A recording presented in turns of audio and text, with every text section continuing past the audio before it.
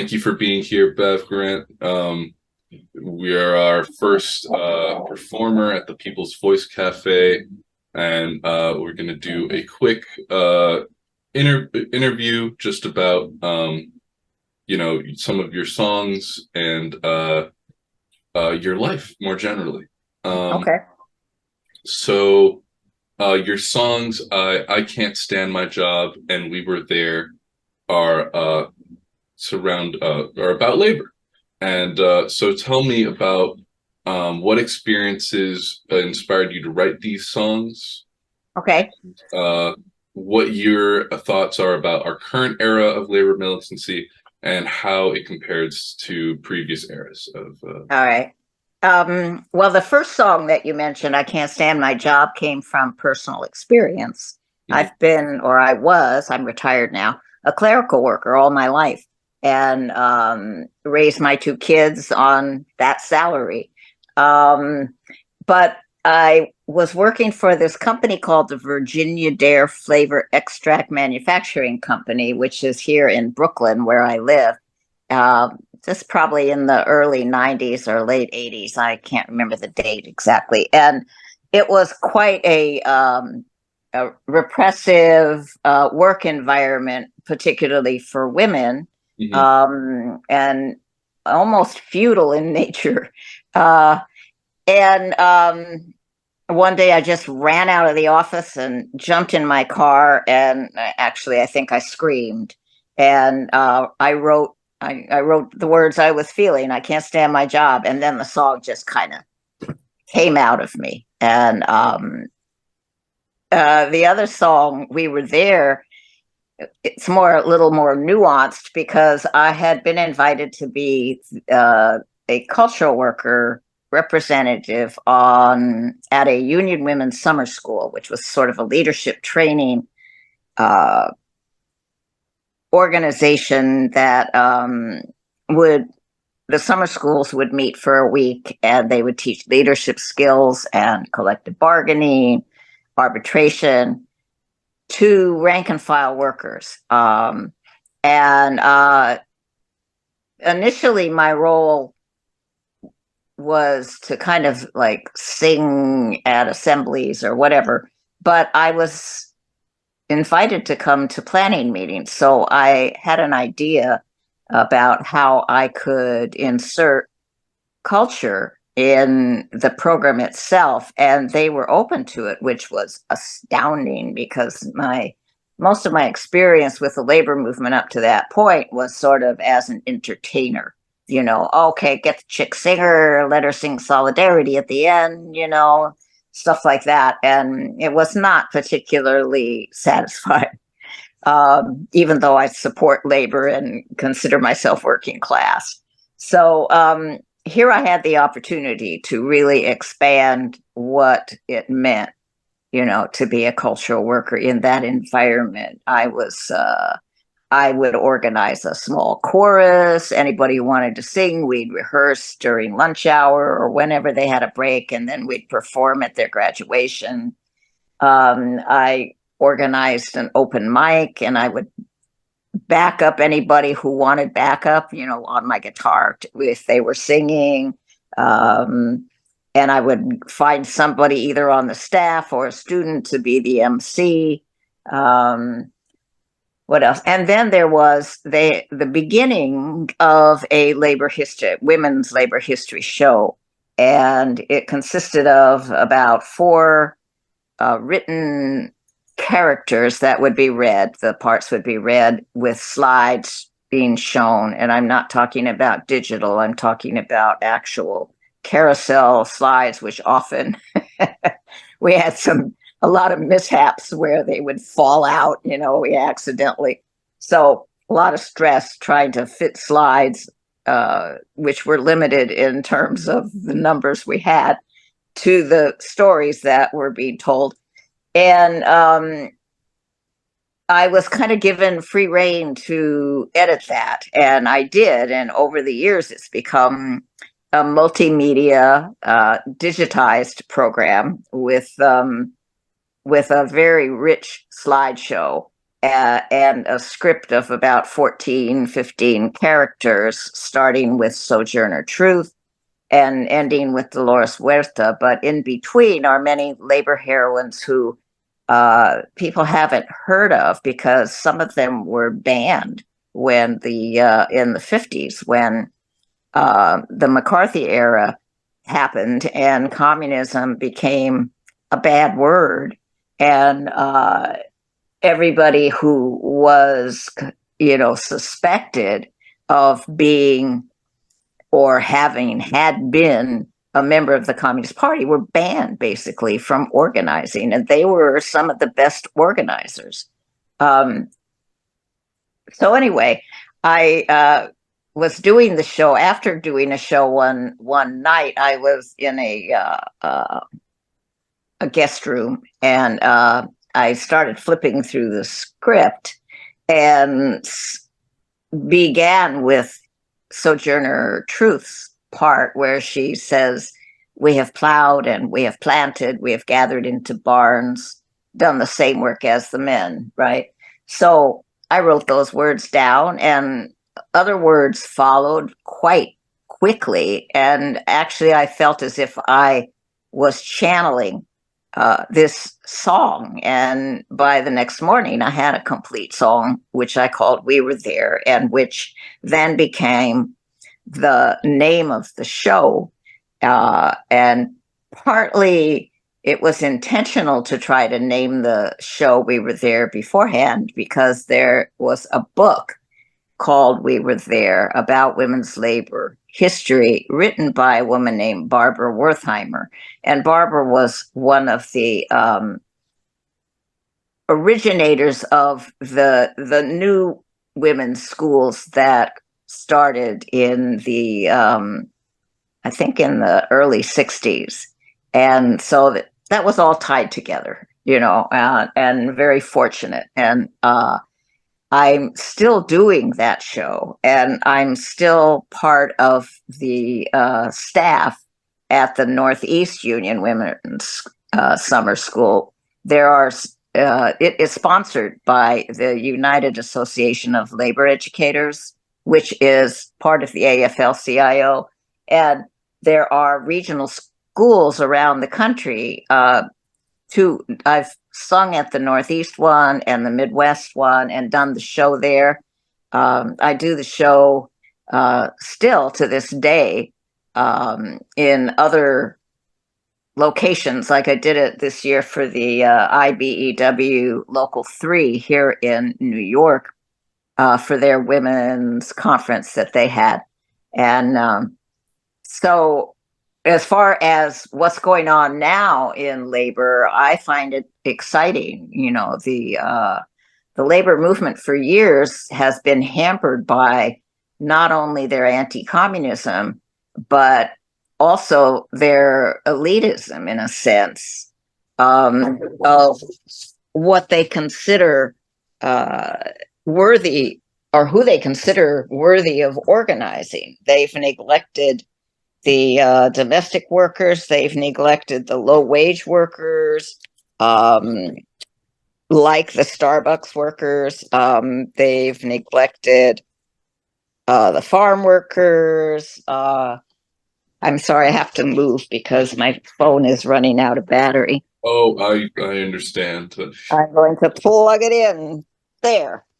In fact, I'll just take it over to where I was sitting. Excuse the interruption, and plug it in somewhere. If there's a place to plug it in, you just yeah. Hold on, I'm crawling on the floor. Okay, now I'm plugged. Close that. I like your shirt, by the way. Oh, thank you. It's my favorite shirt, or one of them. All right. So, but today, that kind of the ignoring of those groups has had to stop, because those groups themselves, people in those different work environments, have been organizing, and outside of the organized labor movement and organizing their own workers' groups, which is quite exciting. And the labor movement kind of ignored that for a while. But fortunately, even at the Union Women's Summer School, they've changed the name to include not just women union members, but also workers' organizations. So that's a good sign. And I just heard an amazing thing on a broadcast on social media about how Biden this Friday restored a bunch of rules for the National Labor Relations Board, the NLRB, that will make it possible for people and make it much easier for people to organize, like the Starbucks workers, what they were, when they've been successful, the way the employer has destroyed them is by firing the organizers. Well, they're not going to be able to do that anymore because under this, I don't know if it's a restoration or a new rule, they are going to, if they do fire an organizer, they are going to be forced to recognize the union. So that's kind of cool. And the workers will be under union contract at that point. Anyway, I don't know if I explained that very well, but I'm excited by that because it really does mean that workers will have more power to fight the bosses. Okay. So I think that's it. Yeah, absolutely. Okay. What about your experiences, with organizations about, New York Radical Women, and also other organizations that you've worked with, like the Young Lords, the Black Panther Party, and the Poor People's Campaign? How do these experiences shape you not only as a person and ally to these marginalized communities, but also how did it impact your ideology and artistry more generally? Okay. All right. I feel in many ways my life, who I am, started in 1967. I was born in 1942, but I went through the childhood, and I had a great childhood and relationships where I was an oppressed woman, basically. And when I got out of the last one, I I discovered kind of accidentally because I was invited to go to an SDS conference at Princeton, and they had a caucus there called Women's Liberation, and I went to that, and it just blew me away because it put meaning, gave me an analysis about my own oppression and about as a woman, and that led to membership in a consciousness raising group as soon as I got back to New York, and that consciousness raising group became part of New York Radical Women, which came together because of the idea that Carol Hainish, who was also part of the beginning women's movement at the time, we called it the second wave because obviously women have organized before. But she had suggested we protest the Miss America beauty pageant. And all of us had been watchers of that pageant as we grew up, which made us feel, like we could never live up to that. Most of us could never live up to that standard of beauty. So it was a great organizing tool to get us together. And we came together as a group and called ourselves New York Radical Women, which was really very non-hierarchical. Leadership, I believe, comes from responsibility for the most part in groups that come together like that. And so there was probably de facto leadership on the part of the women who took on certain roles, or were more vocal or whatever. But I was part of a small group that included Robin Morgan, who, as part of that group, she wrote and presented, which we approved, the press release and the a flyer, and Peggy Dobbins, who had presented us with this very large cutout representation of Miss America. It was a puppet that she then auctioned off at the demonstration. And there was maybe at the most 8 to 10 of us in that small group. And there were other groups meeting as well to plan various activities at the demonstration in Atlantic City on September 7th, 1968.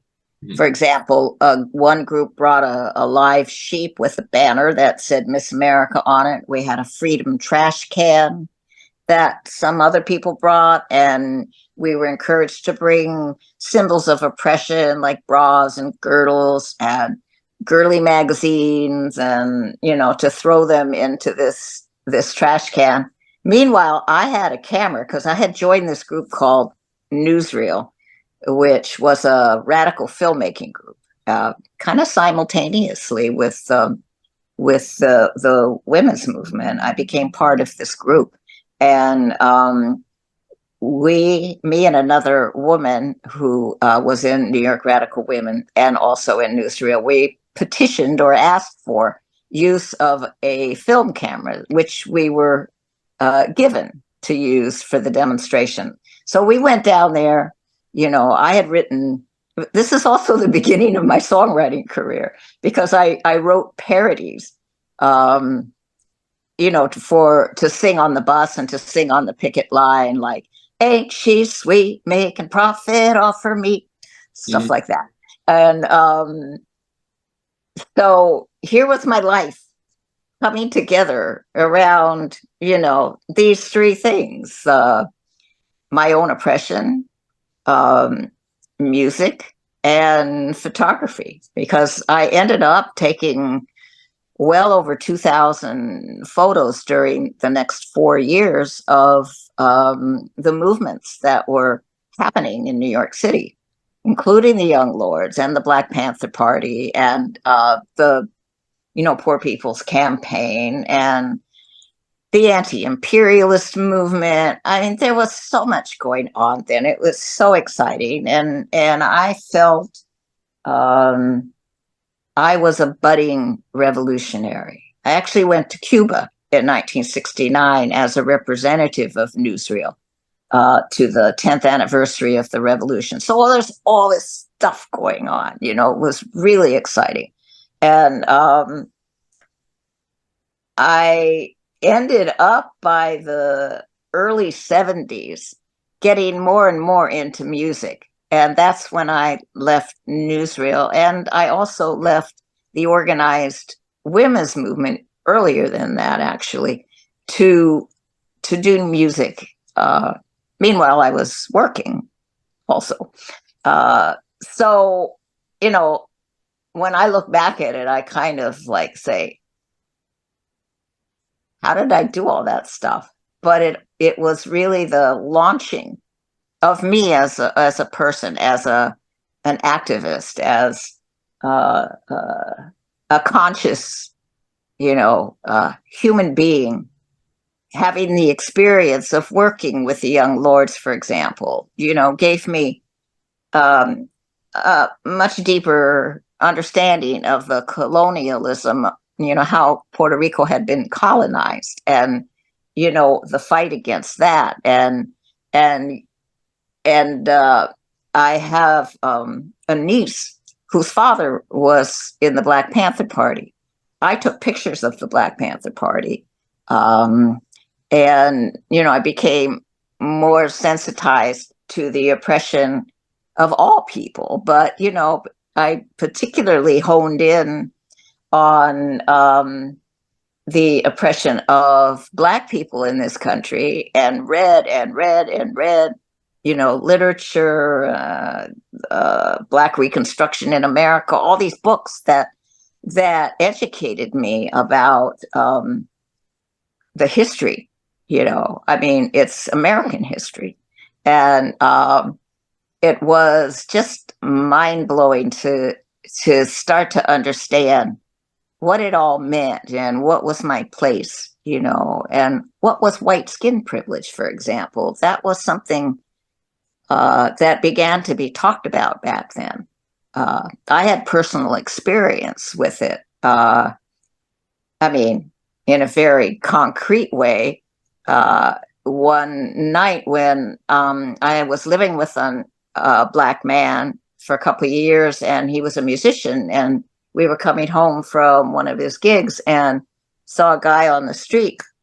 It was a white guy. And I said, can we go see what's happening with him, if he's okay? And we did. And the guy was drunk, and he got up and he started chasing after us. He wanted to fight my boyfriend. And I realized at that point I couldn't yell for help, because the police, if they came, they wouldn't know they would assume I was with the white guy, So that was kind of this concrete experience of, the privilege, if you want to call it that, of my being white. So that all of these things, happening, they just increase one's consciousness, right? And my sense of allyship with the different groups in many ways came from understanding my own oppression.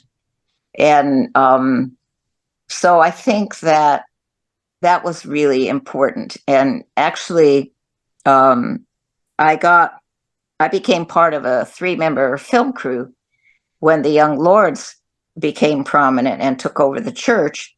We went and kind of lived there with them. We were taking film. We'd been taking film in the community, taking film of the work that they were doing, starting with their garbage offensive, where they organized the East Harlem El Barrio community to throw the garbage in the street and block the street, because the sanitation department had been picking up garbage there, whereas down a little bit below 110th Street, where the rich folks lived, they had, their garbage pickup was fine. So that was the Young Lords' first action, and I documented that. So what else? Anything I'm missing here? Just go talk more about your experience as a marginalized woman, not only in the workplace, but more generally, and how you think it compares to the struggles of women today. I know obviously back then it was super male dominated at almost at every level, and it still is in large part. But I would also like to ask you about what you think about women's leadership today, and if they're adequate, and what you think they could do better, if anything. All right. Because I feel that's missing from a lot of the conversations, I feel like. Okay, my own experience as a worker and as a woman is, like, back in the day, there weren't a whole lot of opportunities if you didn't have a college education, or even if you did. I did not get a college education because I had a scholarship to Portland State University. I grew up in Portland, Oregon, but I also had been kicked out of my house, but I had been planning on leaving anyway, because I was sleeping with my boyfriend, who was going to Reed College. And I got my own apartment, and I got a job, and my boyfriend was a jazz musician. So I was going to his gigs, and they were often after-hour gigs. So something had to go, because I couldn't do it all. And I dropped out of school. So my life as a worker had started when I was like 14. I started working. And but I had really good secretarial skills. I could type 90 words a minute and take shorthand, and had good grammar and spelling and all of that stuff. So I had decent jobs, which appeared in the classified ads in a segregated section for women. That was what it was like back then. There were only certain jobs women were eligible for. And I had experiences like one job I had in when I first moved to New York in the early 60s, probably around 62, 63. I was working for an electronics firm, and me and my boss got along fine, but the big boss was notorious for closing his door when women went in there, and they would come out disheveled. And it was like an open secret that he was molesting women. And I didn't have to go in his office. I didn't work for him. But one day I was at a filing cabinet. He came up behind me and he touched me. And I said, "Get really loud, get your hands off of me." Well, I immediately got fired, the next day when I came in to work. And the human resources person was a woman. And she said to me, "Just file for unemployment. I've got your back," because if she had said I was fired, I would not be eligible for unemployment. So that was one experience. And I'm proud that I was able to speak up, but I was an oppressed woman, at home. And I remember the song you mentioned, "I Can't Stand My Job." Mhm. I wrote that. Did I talk about that already? Yeah, a little bit, yes, but Oh, uh, okay. Well, that was the next time, when working in this environment where women were just treated like uh, servants, basically, go, go get my lunch or pour my coffee.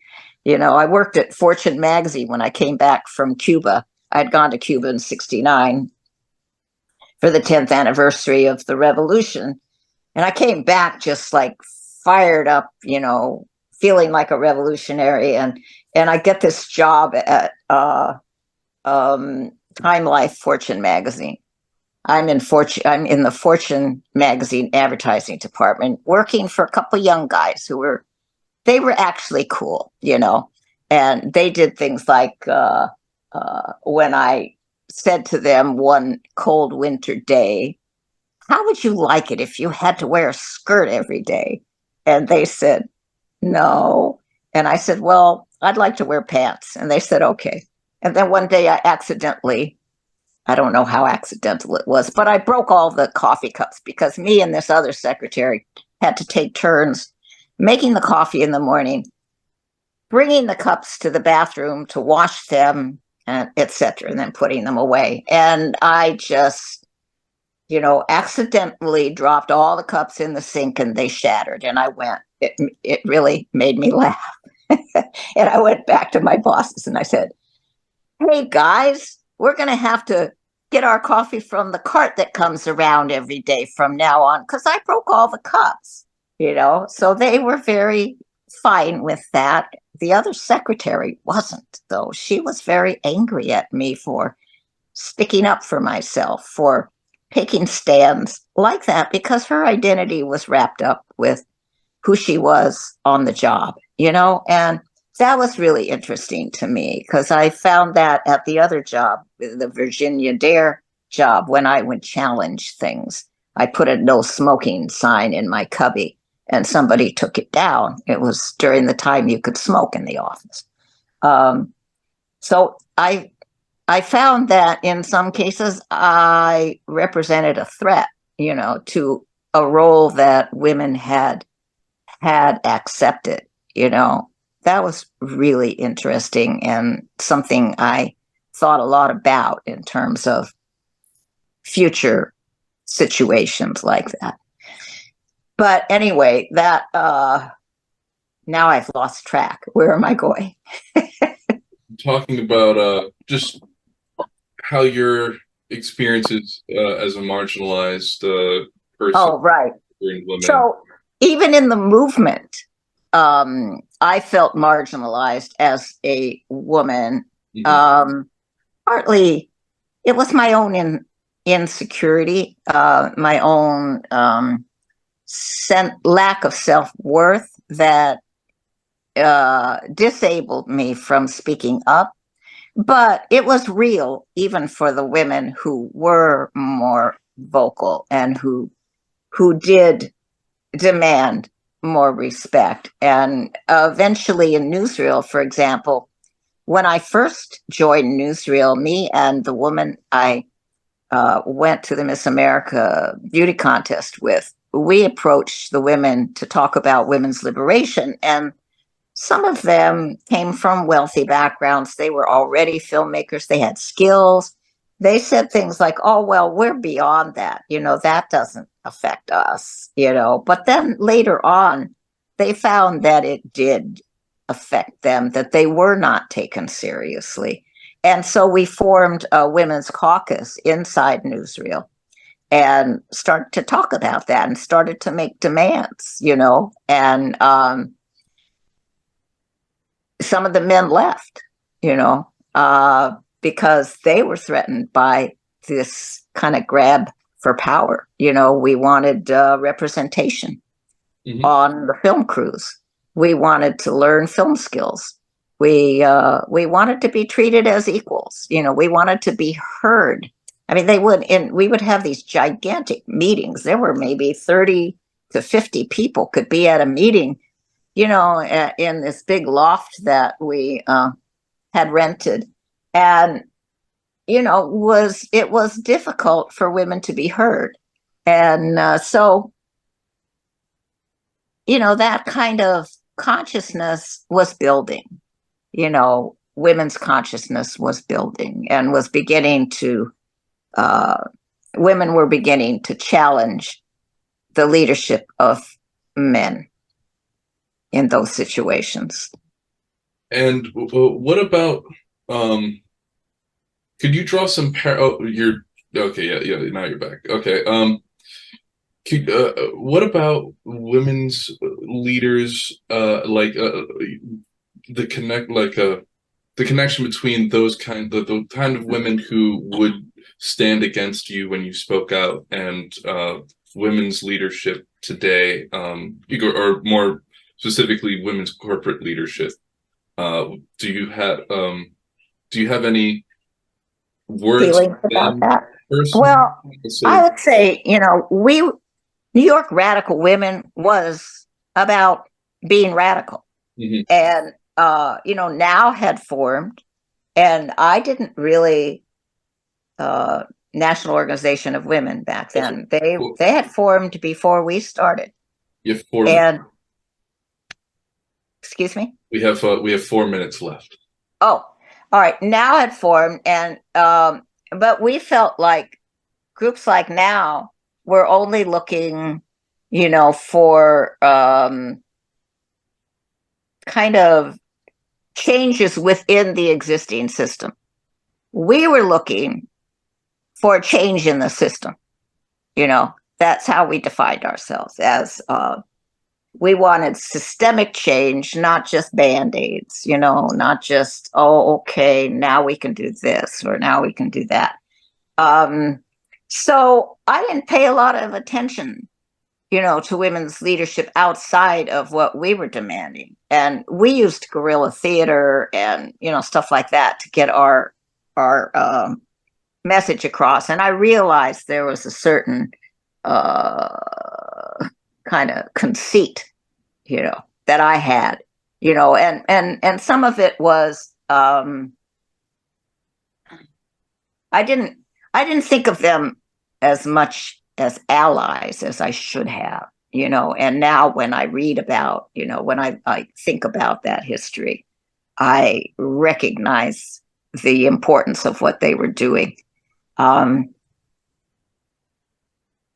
but today, I do think that in many ways women have a different perspective than men, but not necessarily on the corporate level. And I do see terms more in terms of class, Hmm. you know, which has been something that has grown with me as I've recognized from my own background and from the jobs I held, uh, and from working with the Union Women's Summer Schools. I really think in terms of class when I think in terms of women's issues, when I think in terms um, of issues affecting people of color, you know, because it's not enough just to get into leadership.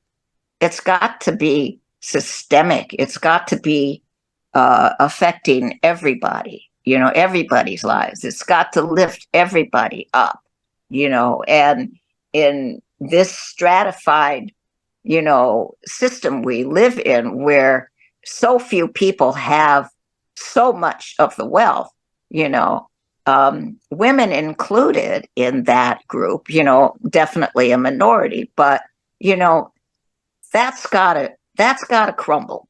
That's gotta change. That's gotta be shared. And people have got to reach down and pull people up with them, and they've got to, you know, I'm excited about the labor movement today because there's a lot of exuberance and kind of the attitude we had back then, you know, of a little bit like F you know, we're going to do this. And we've got energy and you know, I don't give people advice about what they should do because I'm not living what young people in this country are living now. I'm retired. I'm live in a rent stabilized apartment. You know, I can live off the fruits of my ancestors who fought for those programs like Social Security, you Hmm. know. But that social net has kind of crumbled, and our children, my grandchildren, they don't have um, much of a future combined with the way we've destroyed the planet. You know, it's like I'm very frightened.